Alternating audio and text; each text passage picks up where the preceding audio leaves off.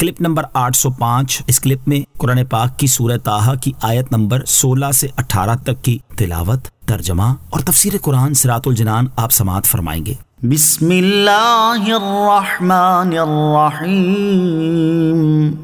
ترجمہ: اللہ کے نام سے شروع جو نہایت مہربان رحمت والا ہے۔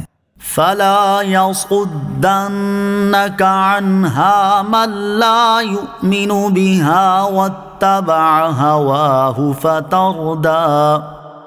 ترجمہ: تو قیامت پر ایمان نہ لانے والا اور اپنی خواہش کی پیروی کرنے والا ہرگز تجھے اس کے ماننے سے باز نہ رکھے ورنہ تو ہلاک ہو جائے گا۔ فلا يصدنك عنها من لا يؤمن بها، تو قیامت پر ایمان نہ لانے والا ہرگز تجھے اس کے ماننے سے باز نہ رکھے۔ یہاں آیت میں خطاب بظاہر حضرت موسیٰ علیہ السلام سے ہے اور اس سے مراد آپ علیہ السلام کی امت ہے۔ چنانچہ گویا کہ ارشاد فرمایا، اے میرے کلیم موسیٰ علیہ السلام کے امتی، قیامت پر ایمان نہ لانے والا اور اللہ تعالیٰ کے حکم کے مقابلے میں اپنی خواہش کی پیروی کرنے والا ہرگز تجھے قیامت کے ماننے سے باز نہ رکھے ورنہ تو ہلاک ہو جائے گا۔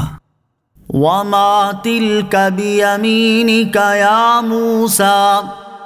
ترجمہ: اور اے موسیٰ یہ تمہارے دائیں ہاتھ میں کیا ہے؟ وما تلک بیمینک یا موسیٰ، اور اے موسیٰ یہ تمہارے دائیں ہاتھ میں کیا ہے؟ اس سوال کی حکمت یہ ہے کہ حضرت موسیٰ علیہ السلام اپنے عصا کو دیکھ لیں اور یہ بات قلب میں خوب راسخ ہو جائے کہ یہ عصا ہے، تاکہ جس وقت وہ سانپ کی شکل میں ہو تو آپ کے خاطر مبارک پر کوئی پریشانی نہ ہو، یا یہ حکمت ہے کہ حضرت موسیٰ علیہ السلام کو مانوس کیا جائے تاکہ اللہ عز و جل سے کلام کی ہیبت کا اثر کم ہو۔ سوال پوچھنے کی وجہ لا علمی ہونا ضروری نہیں۔ اس آیت سے معلوم ہوا کہ سوال ہمیشہ پوچھنے والے کی لا علمی کی بنا پر نہیں ہوتا، بلکہ اس میں کچھ اور بھی حکمتیں ہوتی ہیں۔ لہٰذا کسی موقع پر نبی پاک علیہ السلام کا کسی سے کچھ پوچھنا حضور انور علیہ السلام کے بے خبر ہونے کی دلیل نہیں۔ قال هي عصاي اتوكأ عليها واهش بها على غنمي ولي فيها مآرب اخرى۔ ترجمہ: عرض کی یہ میرا عصا ہے، میں اس پر تکیہ لگاتا ہوں اور اس سے اپنی بکریوں پر پتے جھاڑتا ہوں اور میری اس میں اور بھی کئی ضرورتیں ہیں۔ قال هي عصاي، عرض کی یہ میرا عصا ہے۔ حضرت موسیٰ علیہ السلام نے عرض کی یہ میرا عصا ہے، جب تھک جاتا ہوں تو اس پر ٹیک لگاتا ہوں اور اس سے اپنی بکریوں کے لیے خشک درختوں سے پتے جھاڑتا ہوں، اور میری کئی ضروریات میں بھی یہ میرے کام آتا ہے، جیسے اس کے ذریعے توشہ اور پانی اٹھانا، موذی جانوروں کو دفع کرنا اور دشمنوں سے لڑائی میں کام لینا وغیرہ۔